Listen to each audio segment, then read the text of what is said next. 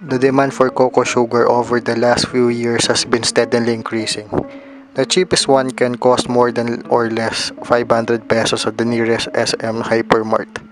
But in Barangay Bicas, the local demand for the cocoa sugar in Marinduque is 250 kilograms. Sikap sa ikaunlad ng ating pamayanan sa Bicas, a cooperative is only able to supply barely half of it, around 100 kilos weekly. Per day, they are able to gather at least 150 kilograms of coconut toddy, good for 3 batches of cooking, using the double kettle. They use 3 cauldron, a couple of bigger ones and a smaller one. The bigger one can hold at least 70 liters of coconut toddy, while the smaller one could contain about 50 liters.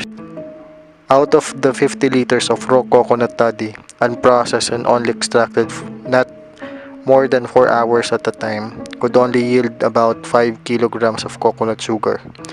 The first cooking in the cauldron takes about 6 hours and 4 more in the double kettle.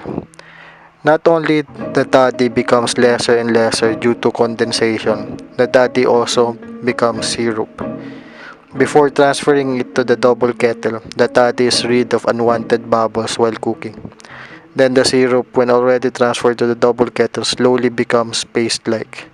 The toddy, with continuous stirring, becomes harder and harder until it dries up and becomes butter-like in texture.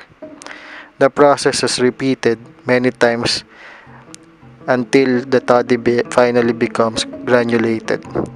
What is left to do is to make the granules more even and keep it consistent in texture.